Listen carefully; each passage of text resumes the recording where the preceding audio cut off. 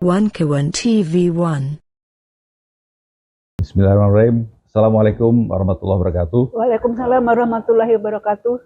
Kembali kita berjumpa dengan channel UI Watch yang selama ini memang terus menyampaikan informasi terkait dengan situasi negara kita dan masyarakat pada umumnya. Ya. Kali ini saya bersama dengan Mbak Ina Lampurni, beliau dari psikologi, ya Mbak ya? Ya, baik. Kemudian juga beliau juga seorang ibu rumah tangga. Ya. Ya. Kita Jadi, ya ibu rumah tangga nih ya. Ya. Jadi sekarang ini banyak keluhan tentang situasi ibu-ibu ya. Ya. Nah, Mbak Murni sebagai ibu rumah tangga bisa cerita apa aja? Ya, yang paling sederhana yang ditemui sehari-hari ya, harga kebutuhan bahan pokok beras aja deh ya. Sekarang udah nggak ada loh beras harga 9.000. Yang ada itu beras itu sekitar 13.500, itu pun yang sedang-sedang saja. Kalau mau menikmati beras yang lebih istimewa, yang kualitasnya lebih tinggi, itu bisa sampai 16.000, 15.500, 16.000. Itu baru beras.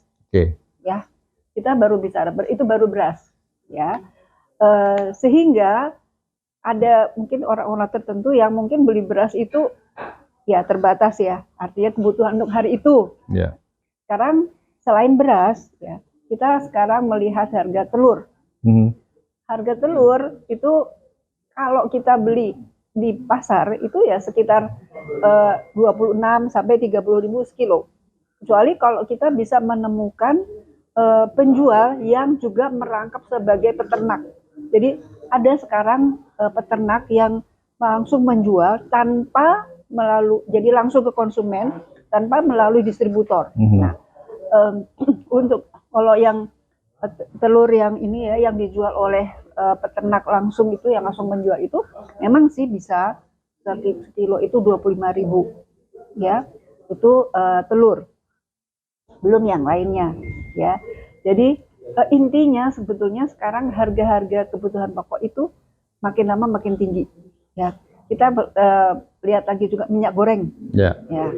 Minyak goreng itu yang paling sederhana 1 liter itu sekitar 18.000 sampai 20.000 ya. Itu baru 3 tuh baru kebutuhan pokok, belum termasuk yang lain ya, belum termasuk sayur-sayuran, apalagi kalau kita bicara mengenai daging dan yang lain-lain ya, itulah mas situasinya ya. Jadi memang sekarang ini terjadi fakta ya, bahwa daya beli masyarakat juga turun banget, daya beli turun banget. Ya, karena juga istri saya juga cerita sekarang kalau ke pasar kok sepi. Ya. Tanya sama pedagang, Bang, kenapa nggak barang itu nggak ada habis, kalau stok banyak-banyak juga nggak laku. Ya. Jadi ini sekarang ini memang fakta ya bahwa situasi negara kita memang sedang benar-benar ekonominya sedang lemah menurun dan kita nggak mikirin tentang masalah saham, masalah dolar, mereka di atas lah. Kita bicara tentang masyarakat yang langsung terasa bagaimana yang terjadi ya. Jadi kalau orang bilang, oh sekarang kita ekonominya bagus, indeksnya segala macam naik, udahlah, kita nggak mikir itu. Nah, ini adalah dampak dari situasi yang berkepanjangan dari proses-proses di atas. Apa Mbak komentar Mbak? Ya, jadi sebetulnya kebijakan-kebijakan yang di atas itu ya, misalnya soal pajak ya. Nah, kita itu kan kebijakan pajak yang langsung mengenai rakyat kecil. Yang paling sederhana aja deh, sudah merencanakan untuk menaikkan pajak kendaraan dan ada batasan-batasan. Kalau sekian tahun pajaknya nggak dibayar maka gitu kan disita. Itu kan sudah amat sangat amat sangat zalim ya menurut saya. Ada sama sekali tidak ada perhatian kepada masyarakat. Sementara yang pihak-pihak tertentu yang punya wewenang itu sudah nggak ada kepedulian ya. Ya, termasuk wakil rakyat ya. Wakil rakyat itu kan harusnya mereka berjuang buat membela rakyat, tapi ternyata mereka justru memikirkan diri sendiri dan keluarganya. Jadi banyak sekali hal yang bikin kita hanya bisa mengusir. Makanya kita di sini bukan mau menjelekkan situasi, tapi menyampaikan fakta. Ayolah kita berpikir bagaimana sebaiknya buat negara ini supaya segera pulih kembali. Nah, kembali ke masalah ibu-ibu nih. Ya, segera pulih kembali ya. segera pulih kembali itu antara lain ibu-ibu ini ya, ibu-ibu ini ya, yang paling sederhana kita harus siap dengan ini apa namanya tanaman bahan pokok misalnya walaupun ada halaman tidak besar ya, tapi silakan deh ibu-ibu mulai nanam singkong, mulai nanam ubi jalar gitu ya, mulai nanam sayur-sayuran ya yang bisa dimanfaatkan. Bisa memanfaatkan sehari-hari, dan itu tidak membutuhkan biaya banyak ya. Yang penting ada kemauan, yang penting ada tempatnya ya, dan bisa ya menggunakan lahan yang ada di rumah masing-masing untuk yaitu menanam tanaman-tanaman itu paling apa ya, sederhana, bisa dilaksanakan dan insya Allah ada hasilnya dan bisa diambil setiap hari. Ya, karena memang sekarang ini kita mau usaha juga kelihatannya juga kalau mau bikin sesuatu mau dijual juga yang beli nggak ada. Iya, betul. Jadi kalau kita bicara UMKM sekarang ini juga banyak keluhan. Ya, jadi sekarang pemerintah harus segera mencari solusi yang terbaik. Ya, kita ingatkan bahwa di situasi kita ini faktanya seperti itu. Jadi silakanlah, kami rakyat hanya bisa menyampaikan fakta supaya yang di atas itu tidak terlena dengan hal-hal yang mereka nikmati, sementara rakyat yang harusnya dilindungi, dilayani dan sebagainya ternyata menjadi terpuruk. Iya. Sekarang ya itu situasinya ya. Artinya perhatian pada kebutuhan pokok, kebutuhan dasar rakyat itu boleh dikatakan makin hari makin minim. Walaupun gitu ya. Walaupun kabarnya kan ada makanan bergizi gitu ya. Apakah itu efektif? Ya kan? Apakah itu efektif? Ya kan? Kenapa enggak misalnya orang tua si anak aja yang gajinya ditambah atau ada peningkatan penghasilan begitu ya, itu yang jadi tanda tanya, sebab itu juga butuh biaya loh. Dan dari hasil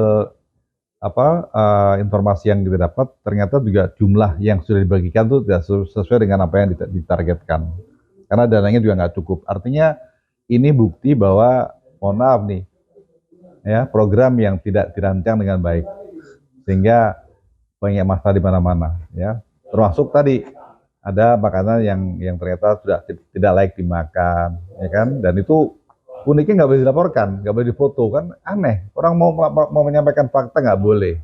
Jadi kita ini sekarang ini terus dibatasi ya informasinya, padahal katanya kita perlu ada keterbukaan publik. Nah Mbak, dibatasi, ada ancaman nggak salah tuh ya. Gitu. Ya, bukan hanya dibatasi gitu ya, tapi yang seperti soal kendaraan bermotor, ya roda 2, itu sudah sama tahu ya bahwa roda 2 itu mayoritas digunakan oleh masyarakat menengah ke bawah yang bisa membeli dan menggunakan sepeda motor. Tapi ada batasan juga, belum apa-apa udah bilang nih 2 tahun ya, kalau 2 tahun nggak bayar pajak maka motornya itu akan diambil. Ya. Sampai ada kejadian seorang bapak yang membakar sepeda motornya karena mau disita, dia nggak rela disita, akhirnya dibakarin, luar biasa ya. Jadi ini fakta bahwa rakyat tuh sudah geram. Nah, kalau hal-hal seperti ini terus dibiarkan, ini menjadi masalah seperti api dalam sekam, ya kan? Iya, ya. Ada lagi yang ini ya, yang juga merupakan ancaman. Kalau misalnya rumah kosong sekian tahun, sekian waktu, ya kan, rumah kosong itu sudah mulai didengungkan dari sekarang. Disita. Kalau rumah kosong tidak ditempati setelah sekian lama, maka akan diambil alih rencananya. Artinya walaupun itu sekarang baru wacana, memang wacana, tapi bukan tidak mungkin akan terjadi. Iya, dan rencana itu mencemaskan untuk masyarakat tertentu yang memang penghasilannya terbatas, yang memang mungkin karena sesuatu hal rumahnya itu gitu ya, atau misalnya itu mungkin warisan dari keluarga yang mungkin memang karena sesuatu hal sehingga memang nggak selalu bisa dipelihara sesuai dengan apa yang sebutnya. Contoh yang paling gampang begini, mereka tinggal di kota, karena kerja di kota, terus karena mereka dapat jatah rumah murah di pinggiran, mereka ambil tapi tidak ditempatin. Nah ini kan mungkin maksudnya buat investasi atau nanti kalau pensiun baru pindah gitu. Tapi ternyata dengan ancaman ini seperti ini mereka jadi bingung, jadi ragu-ragu, jadi khawatir. Jadi intinya adalah kembali lagi bahwa marilah kita sama-sama introspeksi, ya, bahwa negara kita ini perlu segera dibenahi agar tidak terlanjur menjadi musibah atau masalah di kemudian hari. Kami dari UIWAS selalu menyampaikan hal-hal yang sesuai dengan slogan kami, yaitu Veritas, Probitas, Justisia, kebenaran, kejujuran, dan keadilan. Assalamualaikum warahmatullahi wabarakatuh. Waalaikumsalam warahmatullahi wabarakatuh. Terima kasih, Mak. Assalamualaikum.